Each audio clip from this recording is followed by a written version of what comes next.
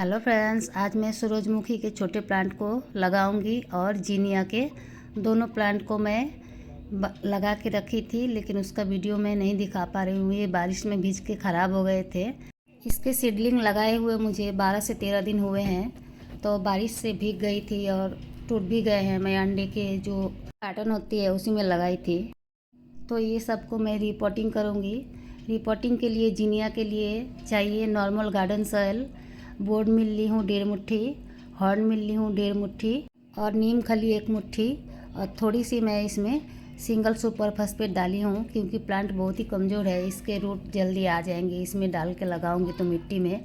अब मैं मिलाऊंगी इसमें वर्मी कंपोस्ट। मिट्टी ज़्यादा है तो मैं 1 केजी से थोड़े कम वर्मी कंपोस्ट डालूंगी। प्लांट भी ज़्यादा है, जितना हो सके उसी में मैं रिपोर्टिंग कर लूँगी और आगे चल के मैं सूरजमुखी प्लांट को भी इसी वीडियो में आप लोगों को दिखाऊंगी। हाँ फ्रेंड्स, थोड़े देर हो गए मुझे लगाने में प्लांट को।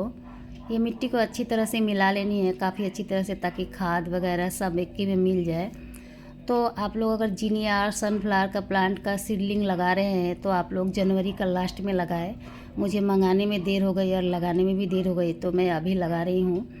तो ऐसे मिट्टी को अच्छी तरह से मिला ले जीनिया प्लांट के लिए। और सूरजमुखी के लिए मैं दूसरा मिट्टी बताऊँगी। जीनिया के लिए मैं इसमें बोन मील, हॉर्न मील, नीम खली सब डाल के और वर्मी कंपोस्ट डाल के बनाई हूँ। तो ऐसे करके आप पॉट में लगाए चाहे ग्रो बैग में, थोड़े से मिट्टी दे दे और एक एक प्लांट को उठा के आप इसमें रोप दे। अभी गर्मी का सीज़न ख़त्म नहीं हुआ, अभी शुरू हुआ है, तो शायद हो जाएंगे प्लांट मेरे। देखिए, मैं अंडे का जो कार्टन होती है जिसमें अंडा आती है उसी में लगाई थी, तो उसके नीचे से भी रूट आ गए। इसके सहित मैं लगा दूँगी। लगा के इसको मैं ऊपर से फिर थोड़ी सी मिट्टी डाल दूँगी। देखिए, नीचे बीच में होल कर लेनी है, वहाँ पे आस्ते से आप धीरे से इसको रख के धीरे धीरे मिट्टी डाल के दबा दें। जो सीडलिंग मैं लगाई थी जीनिया और सनफ्लावर के, एक प्लांट को लगा ली हूँ मैं और एक प्लांट लगा ले रही हूँ, और ये सब ग्रो बैग में मैं सारी को लगा दूँगी और थोड़े थोड़े आप लोगों को दिखा रही हूँ। आप इसी तरह से इसी मिट्टी में ऐसे करके जीनिया प्लांट को लगा सकते हैं। लगा के पानी डाल दें।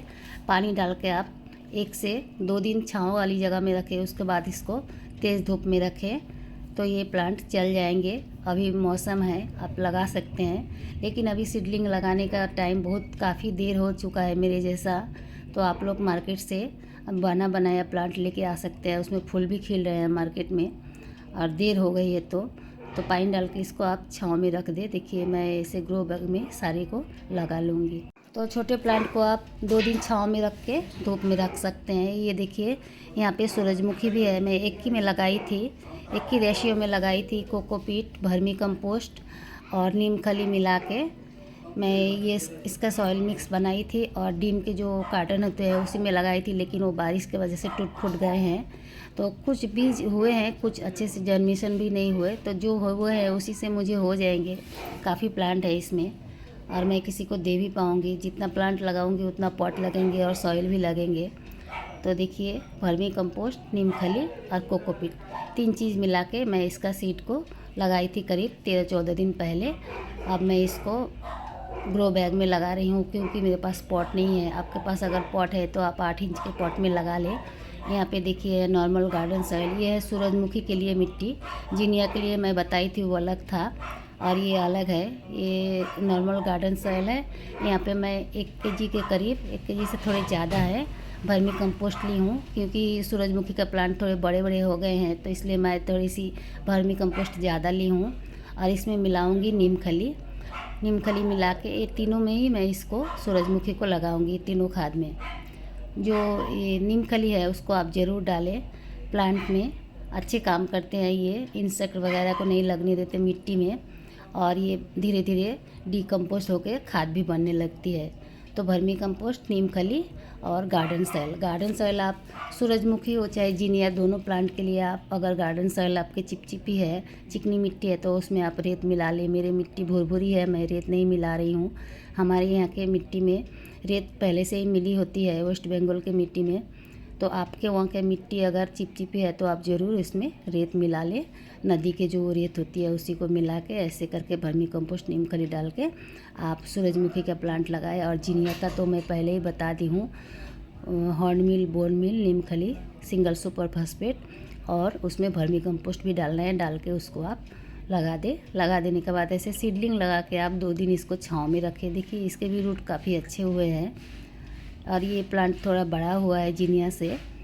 तो प्लांट को आप ऐसे करके लगा लें, मैं जैसे लगा रही हूँ। लगा के 2 दिन आप इसको छाँव में रखें, जहाँ पे ब्राइट लाइट आती हो, बिल्कुल छाँव में नहीं, थोड़ी सी लाइट आती हो। और उसके बाद ये प्लांट अच्छे से लग जाए तो आप इसको धूप में रखें। ये धूप वाली प्लांट है, इसको धूप चाहिए। लेकिन जब आप इसको निकाल के लगाते हैं दूसरे पॉट में तो ये काफ़ी कमज़ोर रहती है, इसीलिए छाँव में रखें 2 दिन, उसके बाद इसको धूप में रखें। तो फ्रेंड्स, मैं सूरजमुखी का लगा ली हूँ प्लांट, बेबी प्लांट। अब इसमें पानी डाल दे रही हूँ। पानी डाल के वही मैं जो बताई, थोड़ी छाँव में रखें 2 दिन, फिर धूप में रखें। फ्रेंड्स, अभी आप अगर सीडलिंग का प्लांट नहीं लगाना चाहते तो मार्केट से लाके रेडीमेड प्लांट आप ग्रो कर सकते हैं। बाय फ्रेंड्स, वीडियो अगर पसंद आए तो मेरे चैनल को प्लीज़ सब्सक्राइब करें। बाय।